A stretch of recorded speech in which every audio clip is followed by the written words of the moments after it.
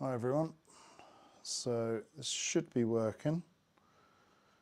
It's a while since I've streamed, but we've got this Trek Marlin 8 Plus, and we're going to be just doing a quick setup and talking about it because I haven't had an opportunity to do that for a long while. So hopefully all the settings are working, you can hear me properly and everything's good. It's a bit, yeah, the camera angle's a bit strange, but that's because I'm sat down trying to figure out the streaming software and everything. But I've got a long cable so I can hear myself. So the sound should be okay. Let's just bump up the volume a little bit so you should be able to hear me without too much problem. Anyway, so we've got this bike, and if you're watching and you want questions, not just about this bike, but about any bike, we're going to just do a quick setup on this because this is a Trek Marlin, which is, well, the 8 Plus, which is basically a cheap mountain bike.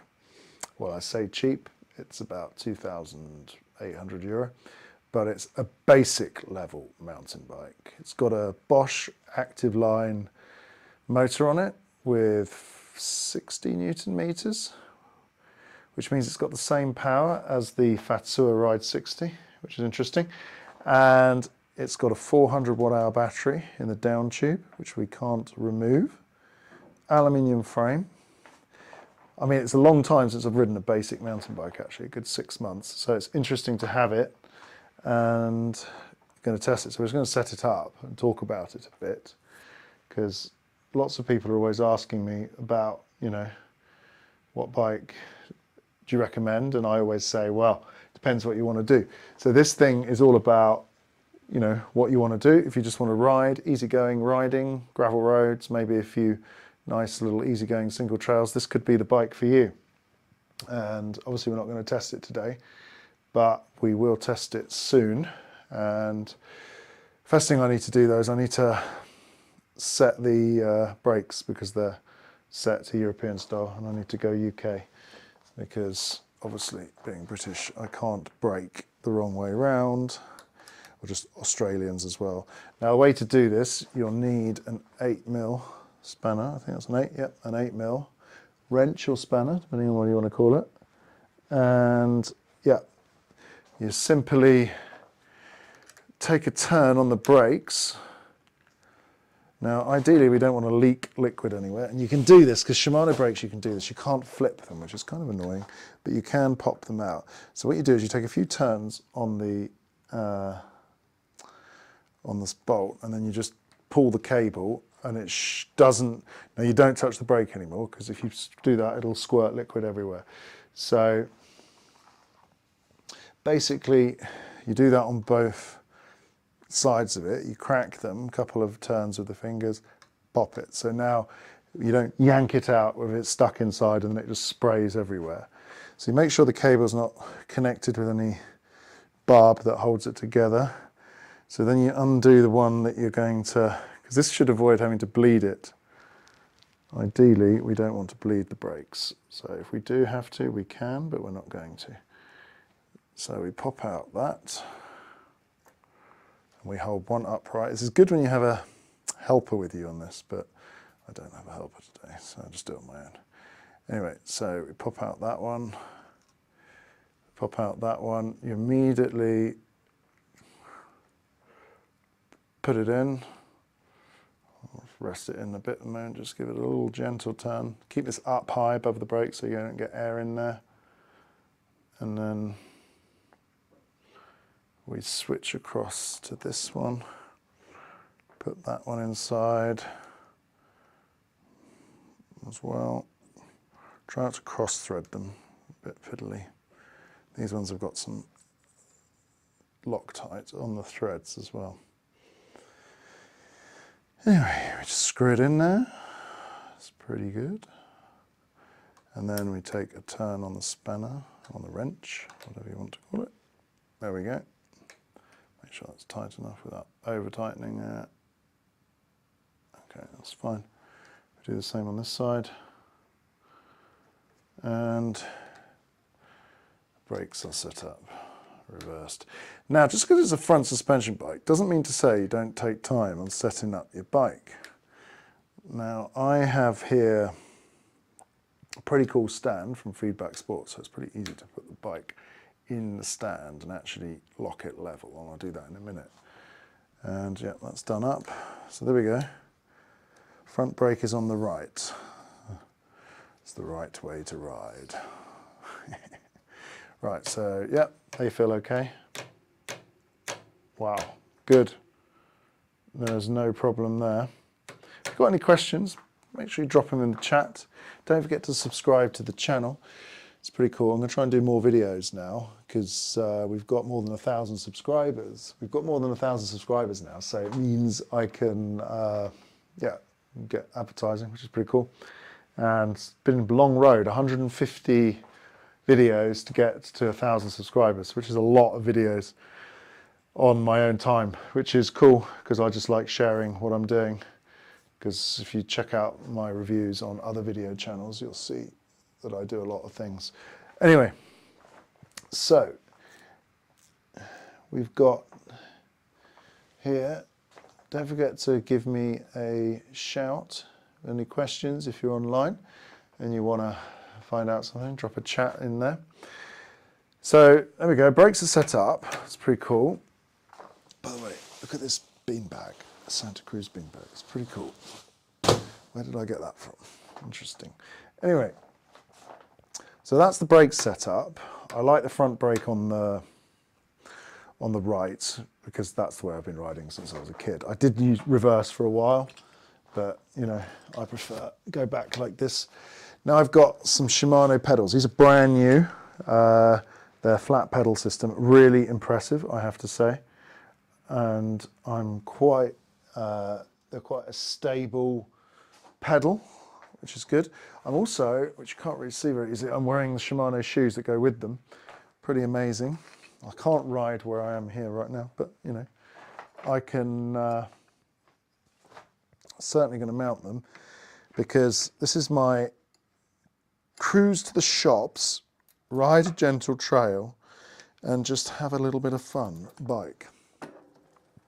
So I'm going to be testing it for, oops, I'm going to be testing it, I'm always dropping things. I'm going to be testing it for a, drop the spanner, for a magazine or two, and it's only available in Europe at the moment. I suspect they will eventually be available in the USA, in other regions, but right, next thing I want to do, because look, I'm now interfering with my stand, so I have to put it and clamp it down, which is kind of annoying. Let's clamp this in a minute. So this stand is quite clever. It's got this sort of handy support bracket for the saddle, so don't damage it on the rails inside it. If you check out in the video library, there is a test about this stand. It's pretty cool. Anyway, so here we go. Get these pedals on. Now, I haven't actually ridden this. I haven't even touched it. I literally took it out of the box, which you saw the other day on another video, which didn't get very many views, but that's okay. Not expecting to, because this is kind of the boring bike that nobody really wants to see. But at the end of the day, this is also the bike that gets sold the most. That's the crazy thing. People don't want to see it, but it's the one that actually gets sold the most. So having a proper test about it is pretty important in many respects. So I'm going to give it a proper ride, and I'm going to try and ride it as well. Like when I do get it out there on the trails, I'm going to try and ride it like an enduro bike. I'm going to take it down a few trails just to see what you really can do. I mean, it's only got 120 mils of travel, or maybe 130, something like that. 120. I haven't looked at the specs actually, forgotten that one. And 120 mils of travel is not really a great deal of travel, as you know. And for enduro trails, you know, we like nice long amounts of travel. But, you know, you can still have fun with a bike like this for, in some cases, a quarter of the price. And that's the thing you've got to think. This is a quarter of the price of a high-end mountain bike. So it'd be very interesting to do also a back-to-back comparison where I compare this to a proper full-on enduro bike and see the difference. Am I having more fun on the enduro bike, or am I having more fun on this? And yeah, that'll be something definitely worth considering. The only thing about this bike, it has got a Bosch Active Line motor, so it doesn't come with a CX. But 60 Newton meters is like the Rise 60. So I'm interested to see also if 60 Newton meters on this motor is similar to the lightweight motor of the Fatsuo, or if it's stronger. Now I'm suspecting it's a little bit stronger because it's a Bosch, so the peak power is likely to be a bit higher. But I'm also very interested in the range as well, because this is one of those do-it-all bikes. And let's have a look. We've got 4 viewers. Hi everybody. Thanks for tuning in. Hope you're having a good day wherever you are, what you're doing. Yeah, so I'm interested to know how this motor performs, because I believe in the future there's going to be a little bit of an alignment between the heavyweight motors and the lightweight motors. They become a little bit indistinguishable, but you can already technically get a lightweight setup for quite a cheap price for this kind of quality of bike. Excuse me. So let's talk about the specs of the bike, because we haven't really got into that. First of all, I like the look of it. For a front suspension only mountain bike, it's pretty cool. And I'm quite shocked. Hey, the e-bike giant. Hey, how you doing, e-bike giant? Nice to see you. Thanks for watching, tuning in. Any questions? Drop them in and I'll answer it. So I'm pretty interested to see how this thing functions with a, on the trail with this sort of base setup for my likings, because I don't ride these bikes very often. But the style is amazing. I mean, honestly, it's hard to tell on camera, but when you actually look at this up close, you realize that, wow, this is a good looking front suspension electric mountain bike. And it's quite shocking actually. Trek have done an amazing job. The colors and the sort of skin wool tires here look pretty amazing. So even though you're spending a lot less money than a full power, full suspension enduro or mountain bike, you're actually getting a bike which looks good. And I think it's there's a few brands out there now at this price range that do make, and this type of bike, that do make good looking bikes. Yes, not exciting, but definitely interesting, let's say. We've got 7 concurrents. Wow, hi everyone, good to see you. And yeah. Now, obviously, it's only got a front suspension fork, 120 mils of travel, limited, but that's also a good thing because it means the geometry doesn't change too much when you're, riding down the hill, so that's quite useful. And it's a RockShox Select, so it's the bottom end Recon, I think. Yeah, it's the Recon. It's got only a compression which has like 1, 2, 3, 4, 5, 6 clicks. So, you're not going to be changing much there, but basically lock it out or don't. Honestly, locking out one of these uphill, maybe it's useful, maybe not. I mean, I think this is more, in my opinion nowadays, on this type of bike, this is just more for show. I mean, just leave it open and have a comfortable ride. That's what I say. And anyway, so yeah, you've got the only thing I don't like on it, is I have to say, is the return or the rebound is under here, and it's kind of a crappy piece of plastic on a Allen bolt, which is a bit odd, and it kind of clicks in and you can't really get into it. I mean, this is a RockShox design, so it's hard to get to. It's fiddly and it can fall out probably, so maybe the best thing to do is set it and remove it and put it in your backpack. Okay, price range, it's around 2,900. It's Active Line, yes, it's an Active Line bike. It's not a Performance CX. So yeah, and look, here I am trying to fiddle with it, trying to put it in. Oh my God. I have to use a torch to look up. So doing it by feel alone is a bit fiddly. Okay, is that going in? No. So yeah, there we go. Oh, there we go. We've got it in. It does clip in, but on a vibrating trail, I might remove that because you'll lose it. So again, this is where you start to see price range. No, features aren't quite as good, but it doesn't matter. I think you can still have fun with it. And at 2,900, now I need to confirm that price because it's kind of hard. Let's check, because there are two versions. There's the 6 and there's the 8, and this is the 8. So, and I think the 8 is, it might even be €3,000 or £2,800. So let's just double check that. Marlin 8 Plus Trek.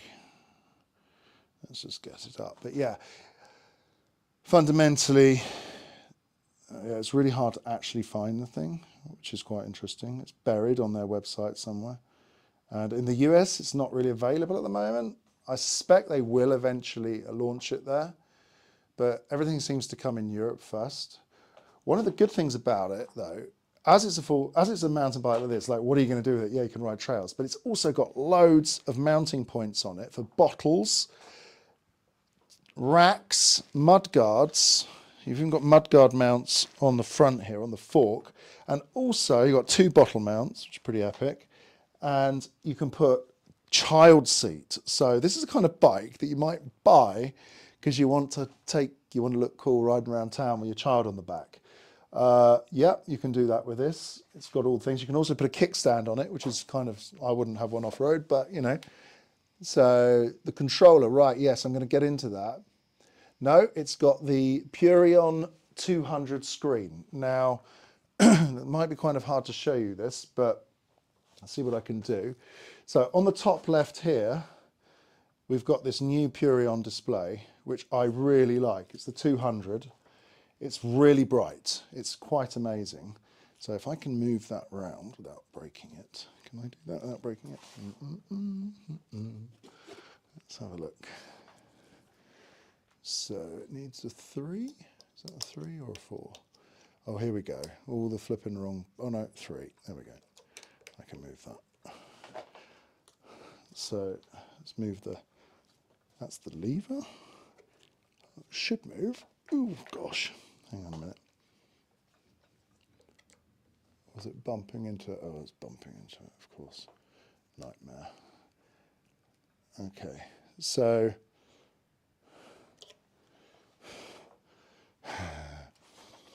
here we go, trying to show people directly without fiddling with it. So this display is basically one of the best displays I've actually seen on any mountain bike.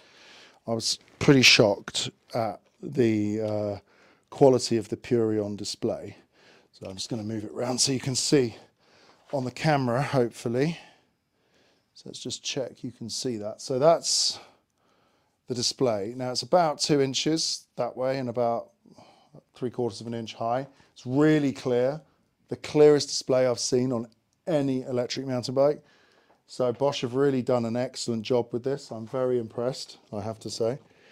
And there is no display out there that looks as good as this in the package. Now remember, this off-road is not really what I would like because it's a little bit, you know, you could break it quite easily. But for sort of the gravel all-rounder with all your basic details, it's absolutely fantastic. And you can still connect it to your app. And this is the kind of bike also where you can have a user with a phone mounted on the handlebar, which is going to be pretty interesting. So let's have a look. Any other questions? Purion 2? No, it's the Purion screen. So yeah. Anyway, so very interesting setup here. You can also sync it with your phone, with the app. Now, unfortunately, this is something I want to tell Bosch actually, because Bosch kind of, I don't know if they listen to people. They sort of do, but they sort of don't. The Flow app, when you've got one of these Flow apps, which maybe the camera can pick up. Well, it's white at the moment. Let's go.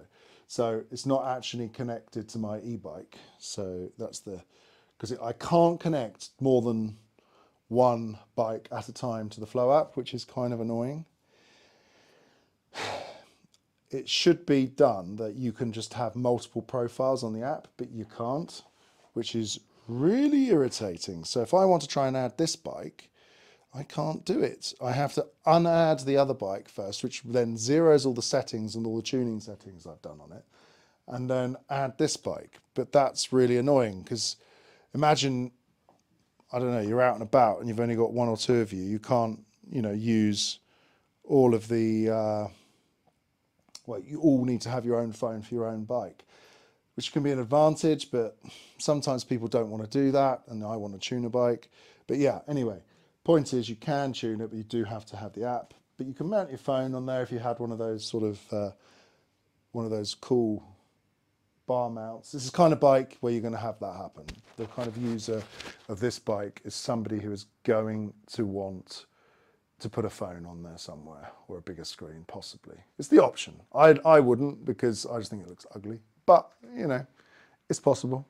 So if you give me a minute, I need to grab some water because I'm about to cough.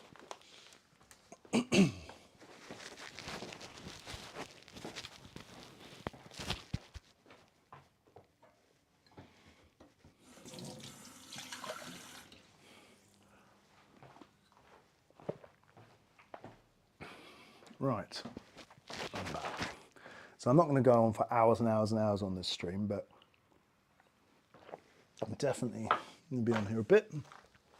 Now, shifting wise, and that's the next thing I want to talk about with this bike, is it's got a 12-speed Dior Shimano system on it with a single click up and a double click down. No, multiple click up, sorry, and single click down. So let's just check that, because no, it's a single click down. So once you get to XT level, you can get to the double click down shift. So you press it and it goes through twice and it will go down, which is quite cool. But on the cheaper versions, they've only got the single click or the multiple up shift if you want to. I mean, when these are new and set up, they're pretty amazing. This works pretty cool. So yeah, good shifting there. 12 speeds, which is excellent. Thank you very much, Trek, for putting 12 speeds on a budget bike rather than 9, which is what half the time you find on many bikes. So, I mean, it's not a super budget bike, but it's low end enough that other bikes you find with only the 12 speed on there. Anyway, I've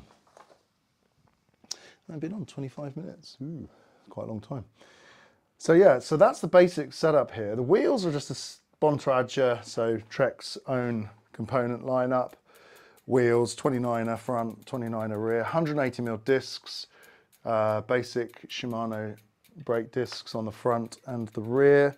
They are bolted on a spider. They're not a whole stamped design because they have got center lock. Yes, they are center lock. So it can be, I prefer not center lock, but on this kind of bike, it doesn't really matter.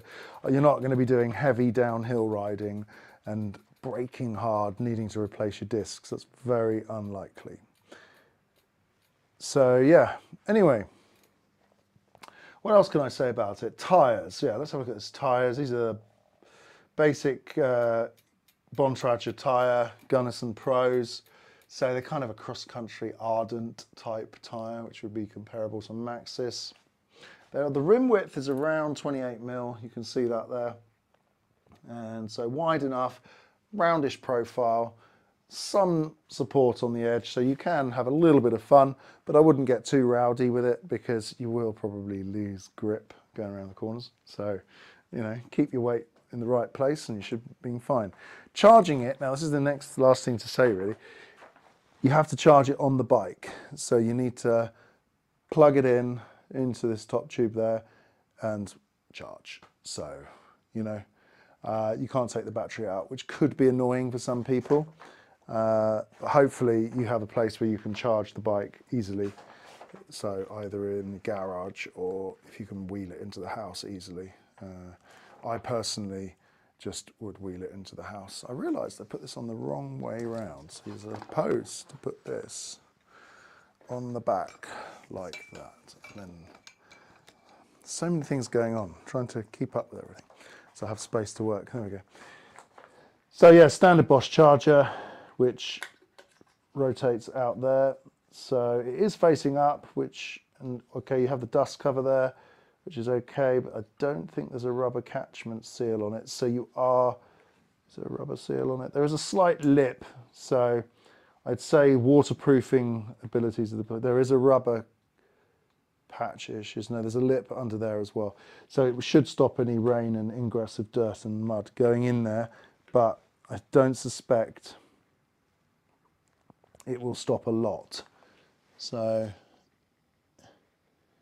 anyway, let's have a look at the stream a second, because I'm trying to keep up to see what's going on. So we've got stream, what's going on? No, we've got 0 dropped frames. Ooh, that's pretty cool.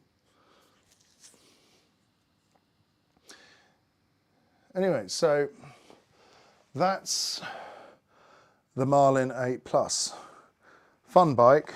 I'll get it out and test it in the next few days, and we should be able to ride it on some extreme trails. It's got a basic saddle on it. It doesn't look super comfortable. I might put my own preferred saddle on there just for the riding around, or I might just ride it as it is. But saddles are a personal thing, remember that.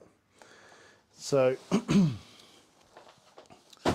let's just sit down a bit. We'll change the camera angle a little bit so we can see the camera and we don't look a bit too strange. It's a bit high maybe, but there we go. Anyway, it's a cool beanbag this. The bike is sick. Yeah, it is actually. It's a good bike. I'm really surprised. Up close, it looks amazing. And the bike quality for price and style is really improving vastly, very quick. So, you know, and that's something that I've noticed over the last years. And without brands like Trek or Cube or Canyon or Specialized leading the charge on the design front. Now I have got, which I will post on, let me see if I can show you on camera, because I've only got it on my phone, so it's hard to see it. But there is I got sent yesterday a bike, a photo of a bike from a Chinese maker. I just got a Canyon Talk on E. It is on the way. You're going to love that bike. The Talk is such an amazing bike.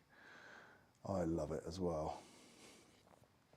But my one is going back to Canyon because testing has finished, so never mind. But there we go. It was a great bike, so I enjoyed having it. So I hope to get a new one at some point again. I mean, I rode it a while ago, but yeah, it'd be interesting to get a new one. So this is something I don't know if it's going to show up. Now I'm talking about a good looking bike and sick looking bikes. So let's see if this shows up on the screen. So if you look at this, this is a Chinese brand bike from China, sold in China. They're trying to start selling this in Europe at some point. And it looks pretty cool. It's the first good looking Chinese made bike that I've seen. Like, I mean, they're all made in China, but actual Chinese design. So they've taken some good design cues. It looks really good. I'm really impressed with this because the Asian design language is different to European and North American design language. So yeah, it's going to be interesting. I'll show you that again. There we go.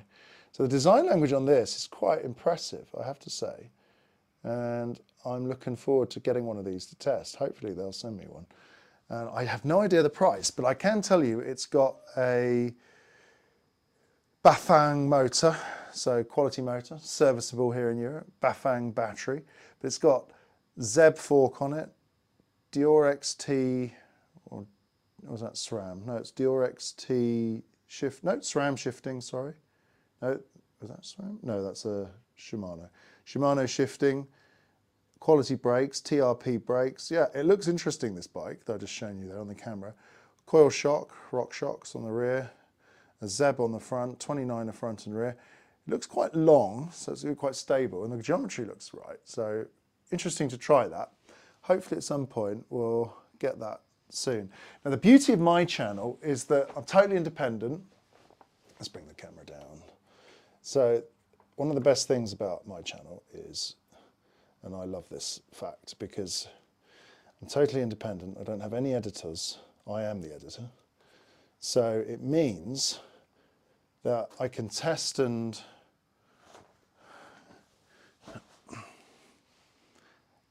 yeah, it is pretty cool. So it means that I am able to test and do whatever I want. And I'm pretty, as you know, probably over the years of the testing, I've been pretty open and just saying what I need to say, you know. My own channel is pretty casual. I take a little bit more of an easier going time because I have to fit it in with all the other testing and riding that I do. Because making 2-3 videos a week is a lot of work on your own. So, but you know, it's fun. I have a few filmers and shooters sometimes, but it's a lot of work trying to get 2 videos out for different magazines and also then my own channel, but I normally keep on top of it. And yeah, so, but the idea of my own channel is I can compare things and just do random things that other people wouldn't do. So this bike is a classic example. If I compare this to next to an enduro bike, I'm interested to see what you can actually do with it. I will not go on super hardcore trails, which I know this will just kill it or break the wheels or get a puncture or something. I will go on some trails which are fun, difficult-ish, to see what you can really do. Because the geometry of this looks pretty good, I have to say. It looks, when you sit on it, you can feel you've got a lot of length in the top tube, which is, you're not like upright, and that's pretty cool. So I'm appreciative of that. And I'm super looking forward to that bike from Asia coming as well. So it's called the Mark Or. So M-A-R-K-H-O-R. There's probably a website out there for it, but I don't know. Yep, it's cool being a bike journalist because you get sent lots of stuff and people asking you to do and getting an eye on the market like I have been recently in the last few years. And the market is actually picking up quite a lot now. And it had a dead patch and it was getting a bit worrying for some of the bike brands and sellers. And there are still some problems out there, but great time still to get deals. If you're looking for a bike, get a deal. Now is the time to buy. Especially, I've noticed the brands are not releasing their newer models yet. They're coming out slowly. They might just update one because obviously they've got a lot of stock and I know they do want to sell their stock. So if you want to get a bike, go now. There are rumours, I've seen it, I've seen Specialized bikes in shops 50% off. So, you know, the brand new bikes like this, probably not going to be 50% off right away, but you probably wouldn't get this for much than less than £2,000 maybe if you were even finding a deal. But this brings me on to another point, and I was talking to a motor maker when I was at a recent trade show, and they were giving me, I like the content and the format. Thanks, Stephen. That's cool. I appreciate your comment. Make sure you give me a like as well. More likes we get on the channel, the more we can have the ability to talk. It's kind of scary being on the internet sometimes because you've got to like interact with you guys and girls, and it's like, you know, trying to please everyone and give people the information they want. And I have to say, looking at the channel stats, a lot of the traffic that comes to the channel is through search. I'd say about 40 to 50%. So if you see in the titles and I put the names, that's why. So Alex, large or medium canyon talk on for a guy that's 5'11"? Large. I'm a great believer in large, long bikes. So there's another guy out there who's actually a friend of mine. It's called Paul Aston. And he's a large, long believer as well.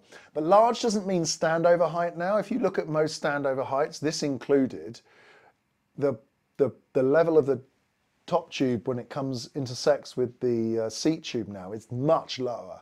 The companies have really got those, they've really got those seat tubes down now, and you've got longer travel seat posts up to 170 mil. If you look at the Strive On, it's got 170 or 180 seat mil, which is absolutely absurd. But it's amazing because it gives you a lot of space in the frame with your body position when you're doing descents. So in Switzerland, true, Specialized, wow, a Specialized Creo that was 4,000 Swiss francs down to 2,000. Exactly, deals. There's a lot of deals out there. Clearance city bike. Yeah, it's a city bike. It's pretty cool. And Trail Pimp, you got, yes, thanks, Alex. I just ordered the large and almost cancelled to get a medium. No, go large, go large. Don't go medium. Because also, you'll be surprised. If you want to sell it for some reason, it's often easier to sell a large. And most people are stuck between medium, large, medium, large, medium, large. Now, if you're like 5'9", and under, yeah, I might say medium. But if you're 5'10", 5'11", 6 foot, I'm about 6 foot, 183, I think that's 6 foot, large. I mean, I have ridden some XLs, but I do find when you get to XL sizing, sometimes the standover height becomes a little bit too much for my inseam leg on descents. Climbs, I don't really care, but on the descents, but now with these lower standover heights, they do try to keep some parity between the models as well. The only thing is if you're down to small size, and obviously, no worries, man, it's great to have you chatting there. So if you're down to small size, you often find that small size bikes are probably a little bit restricted on the battery size. So this has got a 400 watt hour battery in it. But if you take a look at the small Canyons, they come with 720 if they're a Shimano, sorry, and they come with, I think, 630 if they are a Bosch, because they do have to keep that frame size down. So finding large capacity, small size frames tends to be quite difficult. But one could argue if you're small and you're light, you don't need that 720 watt hour battery. I mean, look, I'll show you a 900, which most people don't get to see very often. Because in the last years, there's been a lot of discussion about, you know, battery range and things like that. And I have to say, I mean, this is a 900 watt hour battery. Now, just to give you a bit of a comparison size, look at the size of that thing. It's massive compared to a 400 watt. I mean, it would be impossible to pack into this frame without some serious danger. It's also very heavy. It's like 5 kilos. So, and all sizes, not only S or XL, that shows the massive stock. Yes, there's a lot of stock out there. So now is the time to really choose the bike. And I have to say, it's not a bad time to choose a bike as well and buy a bike now if you do want to and you've got the money to the side, or, I mean, even the financings, they do. Most companies are directly financing, so you can pick up bikes with 0% interest,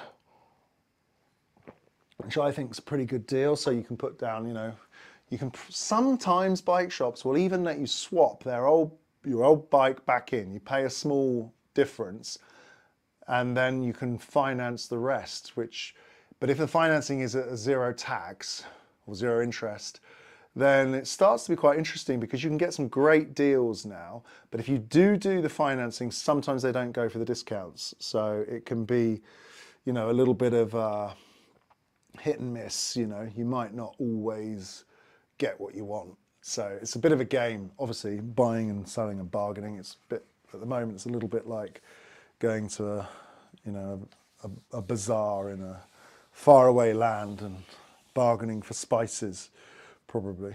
So, but yeah, anyway, so you could get a zero interest bike that's going to be current with its there's not going to be any major change to batteries or motors for a while. The lightweight bikes, they're working on gradually bringing out the lightweight bikes. But I would say that you're not really going to have a problem with heavyweight bikes, lightweight bikes being out of date in 2 or 3 or 4 years. So if you can get a good deal now, maybe now is the time, the time to get the deal. I think the sweet spot is a 625 plus a 2. Yes, I agree. I agree with that. That is a good point. Something worth knowing, any Bosch users out there, they have their new extender, which should be on sale soon. It's 250 watts. So if you've got a 720 watt hour battery, you can take that battery up to nearly, well, plus 250, so you're 950 watts, 70 watts, sorry. You are basically going to be like this, and you're never going to run out of power. Really never. I have never actually been on a ride where I've flattened one of these. I've come close, got down to 17%, but actual completely zero, never. So yeah, 900 watt, and I weigh like 200 pounds or 88 kilos. So yeah, not very likely. So 620 gives you that little bit more maneuverability, save 500 grams. Yeah, definitely worth considering with the new Bosch range extension. The mounting points, yeah, that's something to consider. The mounting points are going to be in the bottle. So I've seen on the demo bikes they had with some prototypes, and they had a bottle mount, and it was on an SX motor, but it does work on the CX and all of the smart system because it's all cross compatible. But you might have to take it to a shop to upgrade the software. I don't know, you have to find that one out. I can also ask Bosch because I know their reps, so that's useful. If you want to know, I'll figure that one out and write a comment below after the video is finished. But yeah, you can mount it here or here, and I think the one I saw had a top tube mounting there where it was slung underneath. Obviously, I would not use that battery on the frame. I just sling it in my backpack until I need it, or abandon it. So depending on the kind of riding you do, you could be doing loops, you could hide it in a bush somewhere. I try to ride with as least weight as possible. But if I do have a heavy battery weight, even a 250 watt, I'll put that in my backpack at the bottom so it keeps the weight off the bike and feels a bit more nimble on me. I don't really notice it. Trail Pimp says, I've got the 2023 Torque-On ECF build. Yes, that's a good build. Cool. And $4,899. I did have to finance it with interest, but the payment is $170 a month. Not bad. Dude, it's cheaper than a gym and way more fun, more social. If you go into a gym, everyone's looking a bit moody and doesn't really want to chat and have fun.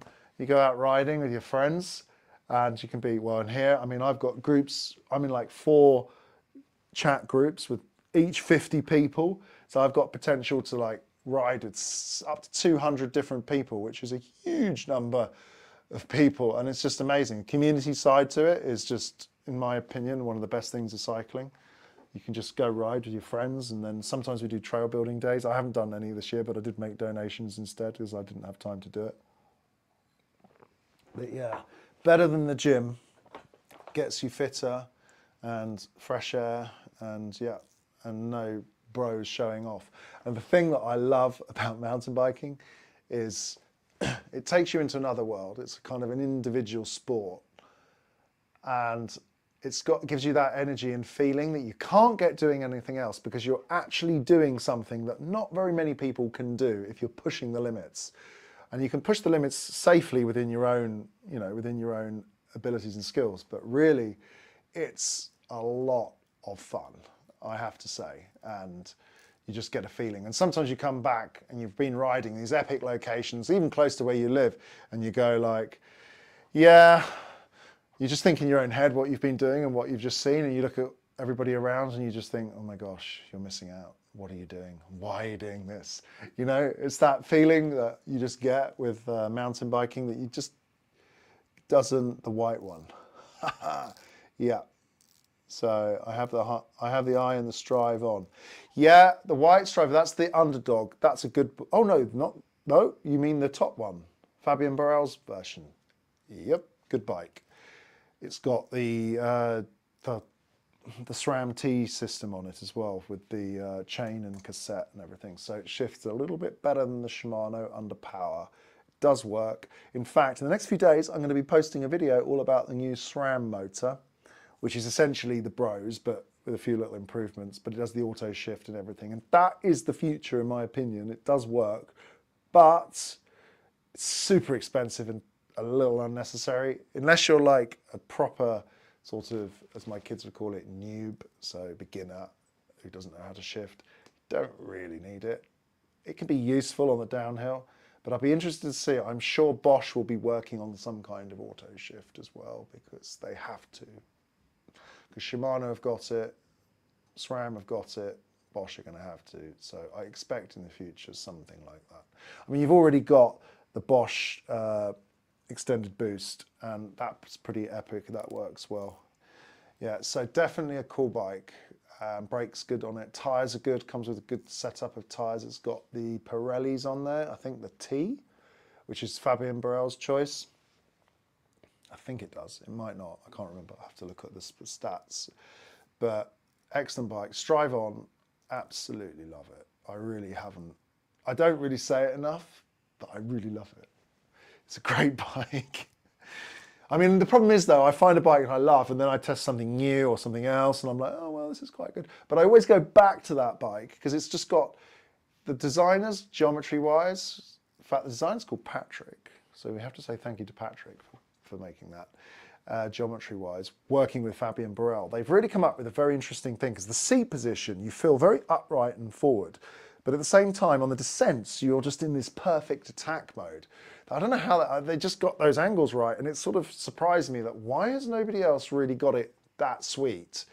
And I've never really come across anybody who has said, oh, I don't like it. You know, they all like it. All the journalists like it, all of them. So, you know, and even the ones who've been paid to do videos about it. I wasn't. That was my opinion. But yeah, they like it as well. So, should we call this the Truth Channel? Because I know everybody. I can talk about it. Auto shift to be considered. Yeah, in the future. But if you're a seasoned mountain biker who knows what you're doing, and you're spending that much money on a bike with it anyway, like we're talking 8 to 10 grand, I think you don't really need auto shift, because you already know how to pedal correctly in the right cadence. The only thing it does, which I find is an advantage compared to, say, a normal ride, is that on the descents, it coast shifts. So if you just hit the top of the hill, you gave it a few boosts, you go down the hill, then you find, you look down and it's already shifted you into, say, 8th or 7th or 10th or whatever it is to match your speed, especially if you put it on what I call the pro mode, so you put it on a +2 so it maintains a high cadence. It will actually shift you into the right gear for the descent, and that is something. So you're going down and you don't suddenly hit the pedal, say, because you want to give a burst of speed to get you over the next obstacle maybe, or the next, in Italian they say risalita, so the next kick up there. It becomes like a bit of, you're in the right gear. You don't suddenly hit an empty hole with your leg, which everyone's done at some point in their life, and you end up cracking yourself on here, on the bar. The worst thing I did is I caught my shorts once in the right shifter. The bar spun around and I hit the deck really hard in microseconds, destroyed myself, destroyed my shorts, destroyed a camera in my bag, and I was like shaking with. It was a pretty epic crash, and just caught my shifter on the shocks properly because I had the wrong gear and I hit an empty hole. So, but that's like minor consideration. If you're a good rider, you're aware of these things and you don't do that, and you're always thinking about the right shifting and you're feeling your way in it. But if you're not, then, you know, it's worth, if you're a beginner rider, you're not sure what you're doing, it'll put you in the right gear 90% of the time. And it's quite interesting, even on the uphills, it does actually respond quite well. I have to say, I was quite shocked that it does put you where you need to be. The only thing is you do need the SRAM T system on the back, because if you're doing those shifts, those powers on a normal cassette or the older style, you'd hear that you'd be like grimacing as you'd hear the chain grinding over the cogs. Yeah, so it's the only one. Absolute, I do, is that 10,000 kilometers road in EMTB? Yeah. So it's 10,000 is a lot. I do about that. I've got 2 or 3 bikes a year that I've ridden a lot, and they've all got 3,000 kilometers on them. So I'm up there, plus all the other bikes I test. So yeah, it's a lot of riding. Man, I think I'd rather have better parts than auto shift. My car is stick shift. Yeah, I'm stick shift as well. Manual is fine. Yeah, it's fine. It's an interesting concept. And if you checked out my Instagram, so go follow me on Instagram. It's Alex Bike Tester. I did a post today because I was being a bit provocative, because I kind of, if you look at the rumours in the UCI and the Enduro World Series at the moment, everyone's a bit worried about it like ending and just dying. But then all the bike companies, they're not really selling very many analog bikes anymore. They're only selling e-bikes, or like 80% or 70% of the profit margin or sales number. Oh, hang on a minute. Not volume, but of the quantity of money, turnover, that's the word I'm looking for, is coming from e-bike sales. So obviously the road is still strong, but e-bike sales are coming in strong. And it gives me a little story of an anecdote. I am an IT tech guy. Yes, I know. We all want auto shift. IT tech, yeah, of course. I want to be able to crack. Oh, next week I'm going to be looking at, and watch out for the video on this channel because I can only really do it on my own channel, is I'm going to be hacking a Yamaha PWX3 with a Yamaha race team. There is an Italian e-bike race team for Yamaha, and they have hacked, they've got custom apps, custom software, custom batteries, all on a Yamaha motor. So we're going to be having a close look at that. So watch out for that next week. I will be doing that on Monday, hopefully, if the guy's had his legs okay. For me, it's more about shift. Yeah, without pedaling. That's my point. Yeah, the shift without pedaling, it's good. I haven't tried the Shimano one yet. I have tried the EPA01 motor, which is a small upgrade on the EP8, but not to the point where you're missing out. You're not really missing out. But if you've got a version with the Di2 shifting, then it does the auto shift as well. But I don't like Di2 shifting. I prefer SRAM shifting on high-end bikes. Shimano XTR, I have got it. It's good. It works. It's very nice, very smooth. But SRAM have some, I don't know what they've done, but their new T system, T-type chains, is really good. And mixed with the auto shift, they've done a really good choice, in my opinion. So yeah, that's true. And don't you dare. Who's Roseanne? Anyway, so yeah, basically it's probably a spammer. Oh, I've got some weird spam stuff on here last time I did this. So I don't know, are you a spammer? Maybe you are. I don't know, we'll find out. So yeah, YouTube has got so many problems with bots. It's unbelievable. Every time you put a post on there, depending on the channel, you can get hit with hundreds of bot spam messages. You just got to delete the lot or try and really restrict them. But yeah, basically, I really think the auto shift is interesting. Does it solve the whole world? No. Is it fun? Yes. Is it amazing what it can do? Yes. Do you need it? If you're really techie, great. If you're not, okay, maybe not. But it will become one of those high-end features, and eventually, I suspect in 2 or 3 years, it'll filter down. From what I understood from when we were testing the SRAM motor, they are actually working on their own actual motor and chassis. So they will be putting something out there probably in about 2-3 years. So I suspect you'll come with a lower end or down to GX level, which means a little bit more price accessible. So probably around 6,000-7,000 euro mark with an auto shift motor. We probably won't, I'm sure we won't be seeing auto shift in the lower end of the market for a long time, maybe 10 years, but you know, you're going to be, that 6,000 to 7,000 price bracket is kind of where you can have the high-end features at a low-end price. When you're in the 8, you're going to get better components and you'll have the sort of high-end features, some high-end components. Once you're in 10, you're just going to, I have the Eagle electric as well in the road bike. Yeah, it's great. You know, the electric shifting, it's amazing, it's fast. But the only thing I don't like, okay, so I do like electric shifting. You get used to it, you enjoy it. But one of the things is when you push the button on a manual, even this on a low end one, you can feel that shifter moving, especially if you're well trained. You can feel it. You know that if you just squeezed it a little, it's just moved a little. And once you touch it, you can, if you feel something's going wrong, you can decide to not shift. And you just release the pressure off the thumb and you don't shift. Or you immediately switch to the click to bring it back down. Now with the electric shift, you hit the shift button, it shifts. It's fast, it shifts, but you can't stop it shifting. And there are cases where you might want to. So you've got to let it get to the top and then you've got to hit go to make it go back down again. So one of the negative sides to electric shifting, in my opinion, off-road. On-road, different situation. So, but off-road, you know, you don't have any cables, obviously, as well, massive advantage.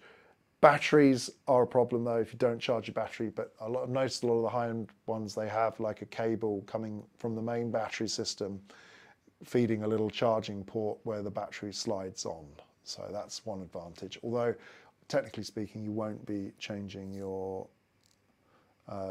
your batteries that often. I mean, you know. Trail Pimp, another message. By the way, guys, thanks for tuning in. I'm really appreciating this. Man, I wish I live in Europe. I really want the Privateer E161 or the Vitus E-Summit VX. Cannot get those in the US. I bet you if you asked, you could. But it depends who you are. You probably could. The problem is Privateer would have a problem with shipping. So you couldn't do an air freight because the batteries, so it'd have to go over sea and that would take a while. And then they probably would be worried they couldn't provide warranty service. But I have seen bikes in America that shouldn't be there. So people buy them. But it's those batteries. You can get, when I was at Sea Otter a few years ago, there was a company there that was specializing in sending batteries. So I don't know. Depends how desperate you are though. But the service, but it's a good bike. The Privateer was very impressive. Price-wise, like astounding. Quality, simple, but good. Ride feel, very impressive. Very, very fast. Not as agile as the Canyon. So, but if you like to just go fast, full gas, just off you go, the Privateer is definitely something to consider. And I loved trying it. And the guys there, you can tell the company is made by bikers for bikers. A lot of brands like to sort of pretend that like, oh, we made bikers for bikers, but there's like a money guy behind them all, telling them how to do it and what to do, and the marketing people as well. Whereas Privateer, you get the impression that it's not that. It's actually people just making good bikes, which won't go out of date either. And they based it on their Enduro bike, which they did really well in the Enduro World Series as well. So that's a good point. I like that review you did on the Privateer. Yeah, it was cool. I really enjoyed that bike. Thanks for watching it. And yeah, I need to take more opportunity to do some lives, because if I do a live every week, we can just like interact like this and everybody can ask me all questions that I can't fit into 6 minutes. Because the problem with a YouTube video is when you're making a YouTube video, you've got to keep people's interest, and there's a wide variety of interests out there. And I get about 50% retention on the videos, which is pretty good, I have to say. So, but I keep the edits very quick and I try to stay within, like, should we call it, an attention span of people, because it can get boring. So, and yeah, so I don't get the opportunity to go really deep on every bike. And lots of people, lots of you ask me, often you send messages on the DMs, etc., about the stuff. And yeah, I really like a lot to feed back with the community and be involved, because I have these opportunities that other people don't go. And I realize it's a responsibility as well, because you guys are spending a lot of money and it's not easy to earn the money, and you want to enjoy it. So I really feel a responsibility when I do a test that you guys get clear information. So I do have to compact it down a lot. So I do apologize if I do that, but at the same time, I try not, my main aim of doing a test is to not be all about, I try to say, what can you do with the bike? So if I feel that you really can't do enduro riding with a bike, I'll say it's a trail, it's all mountain.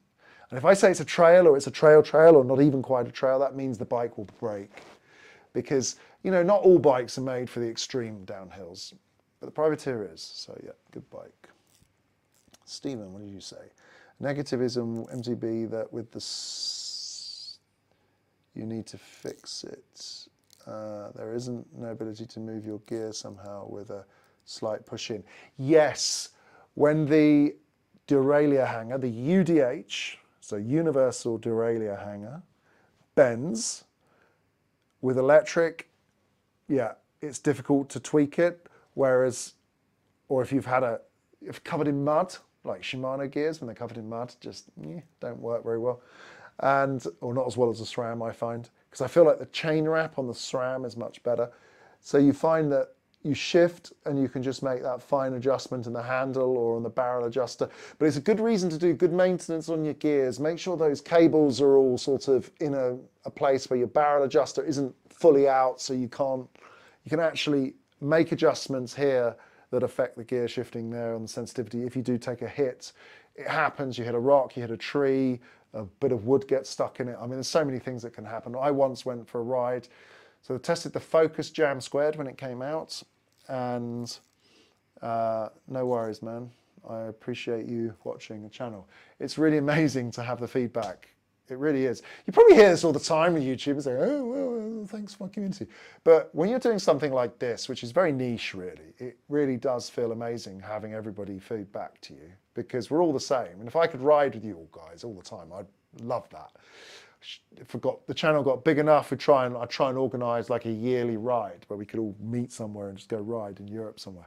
But, you know, it's a bit of a dream, you know. But we're going to work on it. We're going to get the channel going. So, you know, if you've got your friends out there, go and tell them to subscribe. The more we subscribe, the more likes, the more it gets seen, and the more we can try and, you know, interact with the community and keep it real. Because that's what I want to try to do on my own channel, is keep it real, because I am not paid for any of the tests on this channel. I do it off my own back for fun. And the only time I've been paid on this channel to do something was just to pay the travel costs, so I could go and ride a trail area, which was quite local, so they could like promote their event. And I think they went from 40 people going to the event to 80 after the video. And all I did was just go there and ride, and literally transparency, 100%, this is a paid video, blah, blah, blah. And people know, so then I could actually just show them the trails. So this is what they're doing, this is how they're doing it, keep it transparent, keep it clear. And yeah, loads of people came, so that was great. So yeah, it's definitely worth that kind of, doing that kind of video sometimes. But no one's going to pay me to say, oh, this bike is great, because it's like, I mean, you know. But brands now are savvy, they're not stupid, and the bike industry is doing quite well. There was, at the top end, they get a little bit overpriced sometimes, I think. Yeah. I won't say which brands, but I've definitely seen some overpriced bikes. But saying that, the sort of 6,000 to 7,000, 8,000 range, maybe 5 as well, 5,000, that range there, it's pretty fair, because as I was saying, I didn't get into earlier, the motor out of the factory costs for a low-end Asian bottom bracket motors around, they're asking about 250 bucks. The battery's about 700 to 600 bucks, depending on the size, especially if they're big ones.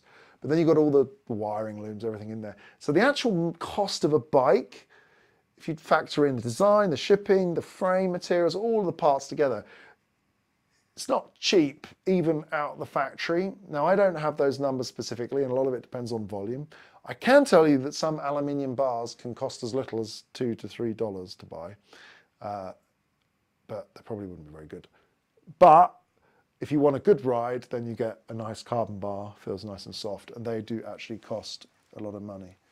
So to make some ride weekend would be ice. Yes, it would, wouldn't it? I think that's what's missing a lot. Now, when I'm riding in Italy, it's amazing because the community feel of riding is just so on another level. Tuscany, for example, they have 400 to 600 people turn up to their Toscana Enduro series, which is incredible. And you're just like, there's this many people here, and at least half are e-bikes, which is pretty cool. And I do think racing in the long term on an international level will eventually just go e-bike only. On mountain bike, enduro, probably. Don't quote me on that. But the teams aren't really making any money from selling those bikes anymore. So they're going to make money from e-bikes continually because that's where the market's going. So they're going to have to do racing at the international level. But that's kind of complicated. I don't know if you've watched in the past, I was the presenter on the Electric Mountain Bike World Tour for cross country, and I did not appreciate or think it was a good idea. You have a big 6 foot, 250 pound rider against a sort of 5'2", 120 pound rider, and you're like, they're in the same category, same power, everything's, and you're like, power to weight ratio. So uphill can be a problem. We're streaming quite a long time now. We've been on there for an hour, which is pretty cool. Any more questions? And yeah, I mean, I've got such a lot to say, but I think we can pull that out over time if we do another live. And if anyone else is online now, it'll be great. We've had 30 views. That's probably the biggest stream I've ever done, which is pretty impressive. I think the timing matters as well, like 9:30 on a Saturday. Oh, sorry, not on Saturday, in the evening. On a Thursday seems to be kind of a good time. Anyway, okay, cool. So, I think that's about it then, really. I just appreciate you guys for staying well, safe when riding, because don't push the limit too much. We can get a little bit enthusiastic. I'm the first one to hurt myself, so try not to go overboard too much when riding. Keep safe and enjoy the stoke. It's really important, and share the spirit of it, because it's amazing when you just share that feeling of riding and get your friends involved and slowly. And you know, if you want to do those hardcore rides just for yourself, just go ride, you know. And then when you're riding the group, just enjoy the group, everyone just mucking around and taking it easy. You don't need to go hard and fast all the time. But I do ride with one guy who's really fast as well and fit, so we stay together, riding together. But if in a group ride, you just have to like back off and just chill and just like enjoy it and have fun. So anyway, so guys, thanks for watching. Don't forget to like and subscribe. So hit that subscribe button. I guess a lot of the people on there will. And I will see you on the next video, which is going to be a SRAM motor. And I'm also going to be looking at the Yamaha motor, hacking it, and 100 kilometer in the limit with a road bike downhill. 100k downhill on a road bike. Scary stuff. I once went downhill on an e-road bike. I got to a corner, I braked, I didn't have enough room to stop, and I kept going through the apex turn. This was in Austria, and I went into a field. This was in Kitzbühel. I was lucky there was a field there and there was no cliff, but yeah, scary stuff, but epic fun. Anyway, guys, thanks everyone, and we'll see you soon. Thank you.